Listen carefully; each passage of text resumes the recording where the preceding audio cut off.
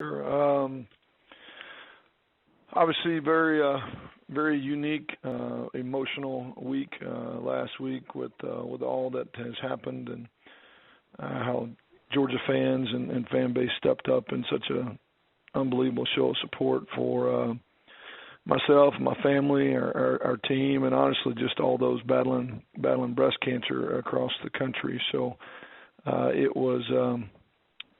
truly was overwhelming to some degree, and just extremely honored and grateful to all the people that were involved in that. You know, the game itself did not go nearly like we wanted it to. That's a disappointing pointing part is just we just didn't feel like we played very well. They're obviously a phenomenal team, one of the best teams I've seen on the field. You know, Kirby and their staff have assembled one of the most athletic group of guys I've seen in my career, and just don't seem to have any weaknesses. And they played a very mistake-free, sound football game, and just I felt like we were kind of out of character at times and just didn't play very well. So that's the disappointing part of the weekend. But we have an opportunity to get back on track this week at home, which is good. And after being on the road for 2 weeks, play an opponent that is going to come in and be dangerous, but also opponent that we're going to match up with a lot better.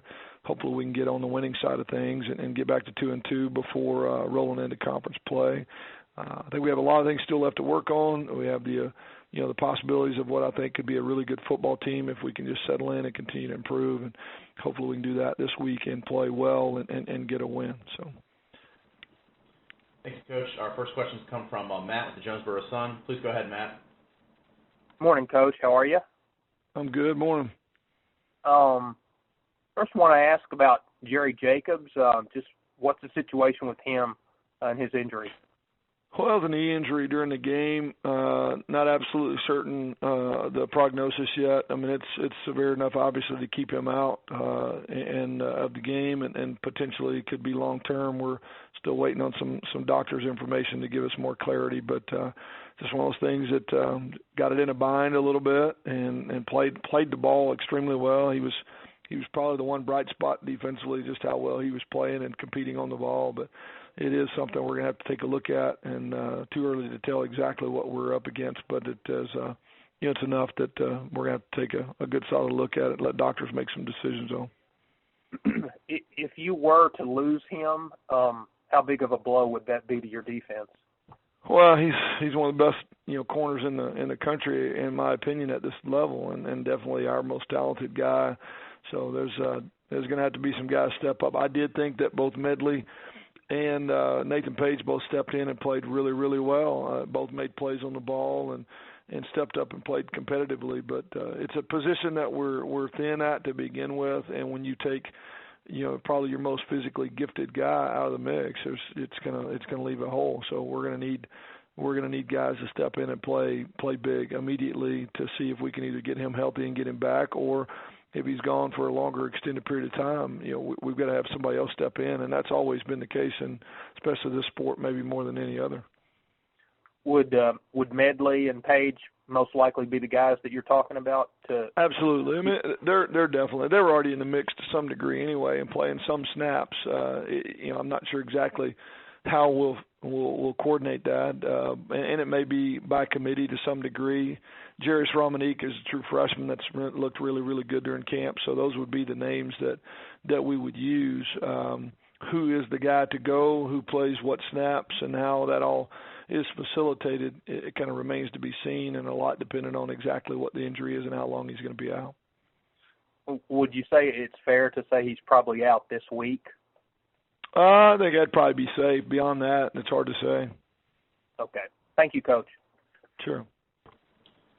All right, thank you, Matt. Our next questions come from Luke with RedWolfReport.com. Please go ahead, Luke. Hey, Blake. You already touched on Southern Illinois a little bit. Just talk about, the way the guys responded yesterday in team meetings as you get ready to go from the number 3 team in the country to an FCS team, but a team that is dangerous enough to come in and take advantage of things if you don't play right. I thought they responded. I mean, we were critical about the mistakes we made. I mean, I was really honest with them going in. I mean, you could play your best ball against the team that we were playing, and our best ball might not be good enough to beat them. We really didn't want to concern ourselves so much with the opponent as we did the way we played, and we still made too many mistakes. So we've been since January discussing and talking about and preparing them just to take each week in its own and really concentrate just on getting better. And was a little frustrated that we just made some mistakes that we can't make regardless of the opponent. You like the fact that the matchups will be more in our favor this week and they'll look more like us. I mean, that's obviously a positive, but we're still making too many mistakes. Some inexperienced guys that haven't quite come along as quickly as we want. They need to start being more solid in terms of just decision making and technique played, and those are things that we need to see this week. And I thought they took the right approach in terms of how we prepared last night in the meetings and how they responded. What are the bigger challenges that Southern Illinois is going to present to you? They do a lot of things on offense. They're kind of all over the place. So a lot of formations to prepare for. Tempo, they're going to play quickly if you allow them to. They scored a lot of points, I know, a year ago against Ole Miss. They scored a lot of points against UMass this year. If they can get you going fast and they can play at their tempo, giving you all the different formations, they're looking for you to miss a line or get out gapped or turn a guy loose. So we're going to have to do a great job defensively to make sure we can keep up with that. Offensively, I think the main thing about them is just how hard they play.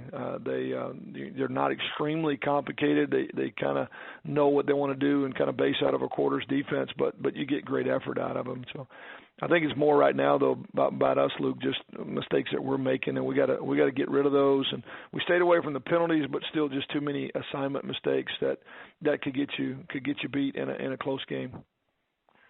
Final question for you. What are the bigger things you're going to look for this week to be happy with success on the football field before you get ready to go into conference play? Well, we need to, like I said, we need to eliminate the mistake where we're out of gap or out of alignment or turn a guy loose. I mean, we got to get rid of those.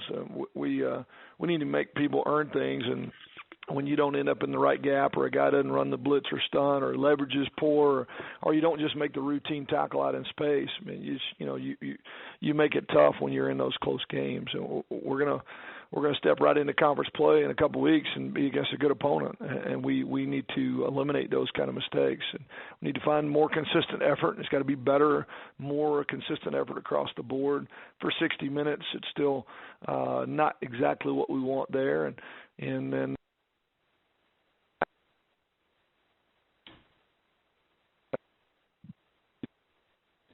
Coach, are you still there?